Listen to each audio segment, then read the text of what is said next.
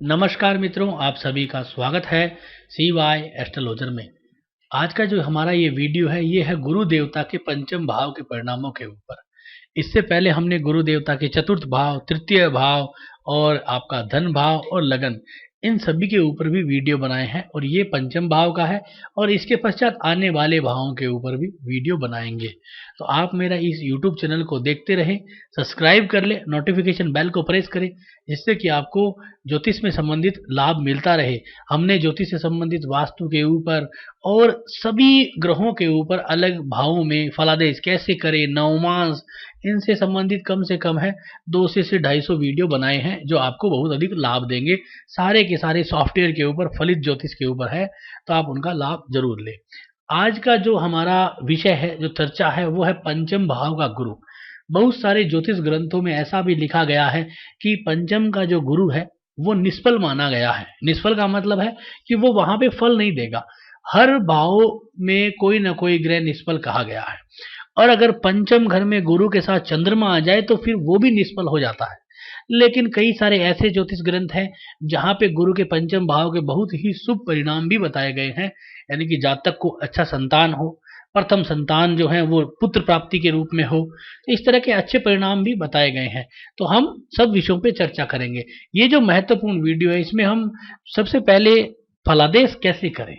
फलादेश करना बहुत महत्वपूर्ण है, क्योंकि आपकी जो कुंडली है उसके अंदर पंचम घर में तो गुरु मिल जाएगा, लेकिन जरूरी नहीं है कि आपकी जो पंचम घर में गुरु है, आपके मित्र के या आपके भाई के पंचम घर में जो गुरु बैठा होगा वो सेम राशि में होगा या एक जैसी ही डिग्री में होगा। जैसे यहाँ पे गुरु आपने देखा तो मीन राशि में है और यहाँ पे है 28 डिग्री का। तो जरूरी नहीं है कि आपके मित्र की कुंडली में या आपके भाई की या फिर आपका कोई भी अन्यथा पड़ोसी हो या कोई भी व्यक्ति हो जिसका पंचम में गुरु बैठा है तो उसके दोनों चीजें बराबर हो सकता है ये दोनों चीजें बराबर हो तो उस ग्रह के ऊपर किसी न किसी ऐसे ग्रह की दृष्टि भी होगी जो आपके और उसके में भिन्न रहेगी। जैसे यहाँ पे सूर्य की दृष्टि है, आपके मित्र की जो है वो मंगल की दृष्टि है, तो भिन्नता आएगी, तो उसके परिणाम भी भिन्न आएंगे। तो उसी प्रकार हमें उसके फलादेश करने पड़ेंगे। तो फलादेश कैसे करते हैं मैं आपको एक छोटा सा आंकलन करके बताऊंगा और इस जन्म कुंडली पे उसके आंकलन करके बताऊंगा, तो आप इस वीडियो को देखते रहें। सबसे पहले आप देखिए पंचम भाव किन किन चीजों का है। पंचम भाव जो है वो हमारे शरीर में हमारे पेट का है, यानी उदर भाव है ये। इसके बाद हमारी शिक्षा में जो गुणवत्ता है, यानी शिक्षा का भाव चतुर्थ है, और हमारी जो इंटेलिजेंसी गुणवत्ता है उसका भाव है ये पंचम भाव। साथ में हमारी प्रजनन शक्ति, यानी कि हम संतान पैदा कर सकते हैं, संतान के योग है या नहीं है, उनको भी दिखाता है।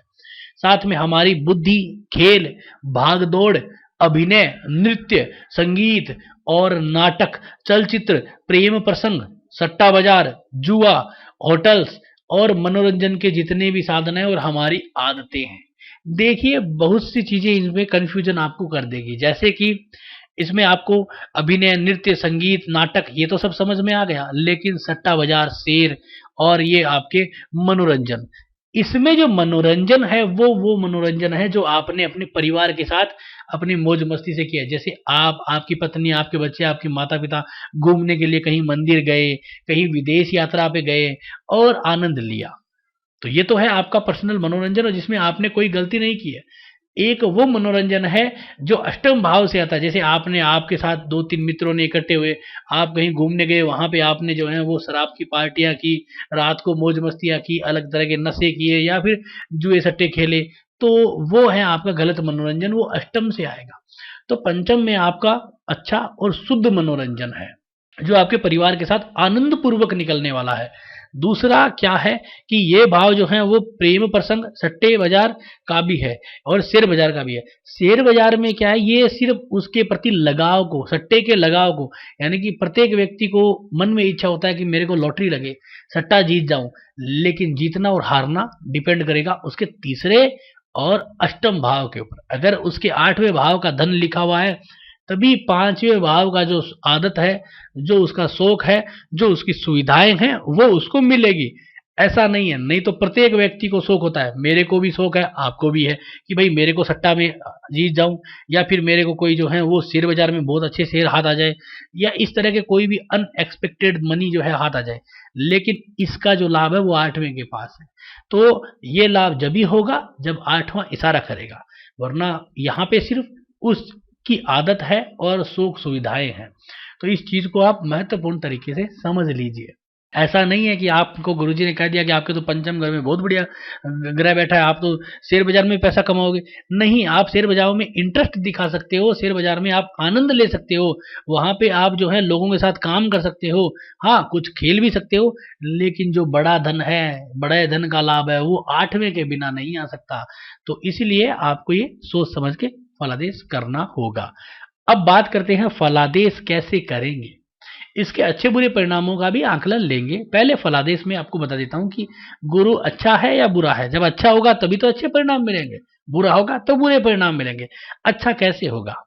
सबसे पहले आपको देखना है कि गुरु जो ये जन्म कुंडली है, आपके पास जो भी जन्म कुंडली है जिस लगन से प्रारंभ हो रही है, जैसे जैसे ये कुंडली जो है वो वृश्चिक लगन से प्रारंभ हो रही है, तो इसका मालिक है मंगल, और मंगल गुरु का मित्र है। तो इसका मतलब है कि गुरु इस कुंडली के लिए योग कारक हो गया। और यहाँ पे गुरु जो है वो 2 शुभ भावों के मालिक है, एक तो आपका धन भाव और एक पंचम भाव यानी कि आपकी गुणवत्ता, और यहाँ पे पंचम घर में स्वराशि का बैठा है। तो आपने पहले तो ये देखा कि गुरु आपके लग्नेश का मित्र है, फिर आपने देखा कि गुरु इस जन्म कुंडली के लिए योग कारक है क्योंकि वो पंचमेश है, त्रिकोण का स्वामी है। ये 2 पॉइंट आपको प्लस मिल गए। फिर आपको ये देखना है कि गुरु जिस राशि में बैठा है उस राशि का मालिक कहाँ पे बैठा है। अब जैसे यहाँ पे तो गुरु अपनी स्व राशि में बैठा है, मान लीजिए आपके किसी और राशि में बैठा होगा तो उसका मालिक कहाँ पे बैठा है। जैसे यहाँ पे गुरु जो है वो अपनी राशि का तो अच्छा बैठा है। मान लीजिए यहाँ पे बुध की राशि होती तो बुध 12वें घर में था तो गुरु अशुभ परिणाम देने के लिए विवश हो जाता, क्योंकि वो 12वें घर से यानी आपके हानि के घर से जुड़ जाता। तो प्रेम प्रसंग में आप खुद ही पीछे हट जाते, आपको आपके पार्टनर धोखा दे देते, आपके मित्र जो हैं वो आपका लाभ ले लेते पैसों का, और बाकी आपको मुसीबत में छोड़ के भाग जाते। और आप भी ऐसे ही श्रेणी के होते, आप भी खुद मित्रों को छोड़ के भागने वाले थे, क्योंकि ऐसे योग है यहाँ पे। तो इस तरह से आपको ये देखना है कि मेरा गुरु जिस राशि में बैठा है वो राशि स्वामी कहाँ बैठा है। उसके बाद देखना है कि आपका नक्षत्र सबसे महत्वपूर्ण, ये जहां पे बैठ गया सब रिजल्ट बदल दिए। नक्षत्र स्वामी यानी गुरु किस नक्षत्र, मीन राशि। मीन राशि में 3 नक्षत्र होते हैं, एक तो स्वयं गुरु का, उसके बाद शनि का, और उसके बाद बुध का नक्षत्र। गुरु यहाँ पे जो है वो कितने डिग्री का है, 28 यानी 28 डिग्री रेवती नक्षत्र में है बुध के। तो बुध सिक्का नक्षत्र है, तो गुरु यहाँ पे क्या हुआ, 12वें घर से जुड़ गया। तो जैसे हमने परिणाम बताए थे वो परिणाम आपके ऊपर सब लागू हो गए। जातक का पीछे हटने वाले हैं, जातक पीछे हटने वाला है। जातक जो है वो अपने जीवन में सुखों का आनंद नहीं ले पाएगा, वो खुद ही अपने कारणों से या अपने चीजों से अपने जीवन में सुख को कॉम्प्रोमाइज कर लेगा, हार जाएगा वो अपने ही कारणों से, और लोगों के सामने वो दिखाएगा नहीं कि मैं सुखी हूं या दुखी हूं। बस उन चीजों को वो ऐसे सोच लेगा कि भाई मेरा जीवन अब ये सुखमय है ही नहीं, मेरे जीवन में सुख है ही नहीं। तो ये इस कुंडली के लिए जरूरी नहीं है, आपके लिए क्यों है, आपने जो फलादेश किया है, क्योंकि यहाँ पे उसका नक्षत्र स्वामी गलत बैठ गया। उसके बाद उसके ऊपर देखो दृष्टियां, 10वें भाव के मालिक आपके यहाँ पे सूर्य है, सूर्य की दृष्टि है 10वें से सूर्य, तो आपकी जो मौज मस्ती है वो कर्म में ले आएगी। यानी कि सूर्य अपनी दृष्टि डालेगा तो क्या होगा कि जब तक की जो मौज मस्ती या फिर ये गुणवत्ता या संतान है, तो ये सोचेंगे कि भाई हमारे को तो अपनी नौकरी और व्यवसाय इन्हीं को मापदंड में लेना है, बाकी चीजें जो है वो फॉर्मेलिटी समझ लेंगे। ये चीजें हो गई। इसके बाद कौन सा और ग्रह है जो इसको दृष्टि डाल देता है, राहु। लगन में बैठा राहु जातक के ऊपर दृष्टि डालता है तो जातक को तर्क वितर्क में बहुत ही महारत हासिल करा देता है, जातक को मजबूत कर देता है। तो इस तरह के विचार आएंगे इस जन्म कुंडली। हमने देखा तो अगर हम इस जातका को या जातक को ये देखते हैं कि अगर प्रोफेशनल लाइफ देखते हैं तो जातक की प्रोफेशनल लाइफ जो है वो बहुत अच्छी हो जाती है, क्योंकि सूर्य की दृष्टि आए जो दशमेश है और राहु की भी दृष्टि है, तो प्रोफेशनल लाइफ तो बहुत अच्छी है। लेकिन अगर पारिवारिक जीवन देखते हैं तो जातक का खराब हो चुका है, क्योंकि एक तो सप्तम भाव इसका पीटा हुआ है, दूसरा इसका प्रेम संबंध खत्म हो चुका है, क्योंकि ये अपने प्रेम में खुद ही पीछे हट गई बुध के नक्षत्र स्वामी बुध के कारण। तो इसका कारण क्या हुआ कि इसके जन्म कुंडली में गुरु अच्छा नहीं है, शुभ नहीं है, तो इसको अशुभ परिणाम मिलेंगे। तो इस तरह से आप अपनी जन्म कुंडली में फलादेश करें। इसके बाद आप 9 मास में भी उसको पकड़ लें कि 9 मास में कहाँ जा रहा है। तो आप जैसे ही 9 मास में लाओगे तो गुरु जो है वो राशि वर्गोत्तम भाव वर्गोत्तम बहुत ही गजब का हुआ है, लेकिन उसके ऊपर जो है वो यहाँ पे उसका नक्षत्र स्वामी बुध भी राशि वर्गोत्तम और भाव वर्गोत्तम। तो यानी कि इसका जो दुर्भाग्य है वो उसका पीछा 9 मास तक नहीं छोड़ेगा, आपको भागने की आवश्यकता नहीं है। यहाँ पे आप कह सकते हो कि फलादेश जो है वो हमारा नेगेटिव की तरफ चला गया। जातिका को जीवन के सुख के संबंधित, यानी कि हम यहाँ कहीं संतान का, सुख सुविधाओं का, घूमने फिरने का, बच्चों के साथ, पति के साथ जो मौज मस्ती का जो जीवन है वो थोड़ा सा कमजोर हो गया है। यहाँ पे हम कहेंगे इसका प्रोफेशनल लाइफ ज्यादा बेटर रहेगा। तो इसलिए हमने ये आंकड़ा लगाया कि भाई इसके लिए गुरु अशुभ है, होता तो अच्छे परिणाम देता। क्या क्या अच्छे और बुरे परिणाम होते हैं उसके बारे में मैं आपको बता देता हूं।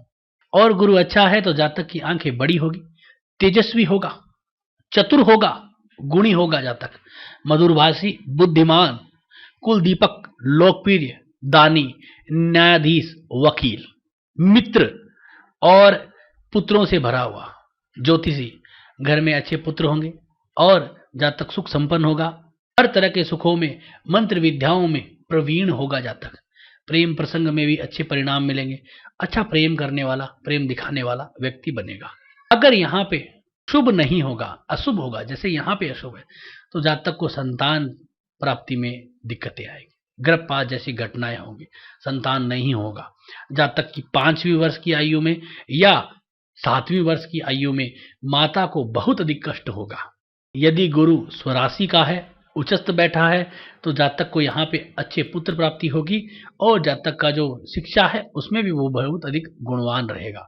पाप ग्रहों से युक्त है, पाप ग्रहों की दृष्टि में है, तो जातक स्वयं पेट से संबंधित बीमारियों के से अंदर ग्रसित रहेगा और संतान प्राप्ति में दिक्कत आएगी। संतान को भी बहुत अधिक ज्यादा लाभ नहीं रहेंगे। जातक जुआरी किस्म का होगा और अगर वक्रीय है तो जातक को क्या होगा कि उसकी संतान को ज्यादा पीड़ा आने की जो है वो दिक्कतें रहेगी। और यहाँ पे जातक जो है वो जुए में, सट्टे में अपना पैसा, अपना समय बर्बाद करता रहेगा। और अगर राहु और केतु की दृष्टि में है तो जातक के जीवन में संतान से भी लाभ मिले ऐसा योग नहीं रहेगा और जातक धीरे धीरे नास्तिक प्रवृत्ति का हो जाएगा। तो इस तरह से जातक को पंचम घर के गुरु के परिणाम होंगे। अच्छे और बुरे परिणामों में कुछ बदलाव भी हो जाता है क्योंकि वो समय के अनुकूल बदल जाते हैं। जैसे कि भाई एजुकेशन है, तो एजुकेशन के अंदर अगर हम देखेंगे तो इस कुंडली के अंदर, जैसे ये कुंडली है तो हमने गुरु को अशुभ बताया था, लेकिन एजुकेशन के क्षेत्र में लाभ देगा क्योंकि वो 10वें से जुड़ा हुआ है, 10वें के दृष्टि से है और 12वें से के नक्षत्र में है तो विदेश में जाके शिक्षा कर सकता है। लेकिन जब हम जातक का महत्वपूर्ण रहस्य, जैसे जीवन में किसी व्यक्ति का रहस्य है उसका शादी होना, बच्चे होना और पारिवारिक जीवन को बढ़ाना और संतान उत्पत्ति करना, उसमें जातक को यहाँ पे गुरु अशुभ हो जाता है। स्वराशि का है, नवमास में भी स्वराशि का है लेकिन अशुभ हो जाता है, तो ये पीड़ा का विषय रहेगा, जो इसको बहुत ज्यादा पीड़ा होगी और नुकसान के योग बनेंगे। इसमें ये नहीं कह सकते कि भाई सप्तम भाव खराब है तो गुरु ने, देखो हर ग्रह कुछ न कुछ एक ऐसा रोल बनाएगा, उस रोल के कारण क्या होगा कि वो पीड़ाएं धीरे धीरे धीरे धीरे नासूर बन जाएगी। तो ऐसा एक शब्द में नहीं कह सकते कि किसी भी जन्म कुंडली में एक भाव में गड़बड़ है तो पीड़ा वो उससे भाव से हुई है, नहीं, उसकी जो रूपरेखा है वो लगन से ही प्रारंभ होनी शुरू हो जाती है। लगन में ही राहु बैठ गया तो सबसे पहली तो पीड़ा यहीं से शुरू कर दी, जातक का मूड या बात करने का तरीका ही अलग हो गया, अपने को मालिक समझना शुरू कर दिया उसने, तो ये सबसे पहले यहाँ पे ही पीड़ा शुरू होगी। धीरे धीरे ग्रहों ने आकलन जोड़ते जोड़ते इंसान को उस तरह का श्रेणी का व्यक्ति बना दिया। तो आप इसी तरह से फलादेश करिए, कोई भी ग्रह को फलादेश करे या गुरु के फलादेश करे तो ये जरूर देख ले कि पहले वो कुंडली में किस तरह का योग दिखा रहा है। तो आज का जो वीडियो कैसा लगा आप जरूर बताएं, अच्छा लगा तो लाइक करें, शेयर करें, सब्सक्राइब करें। धन्यवाद दोस्तों।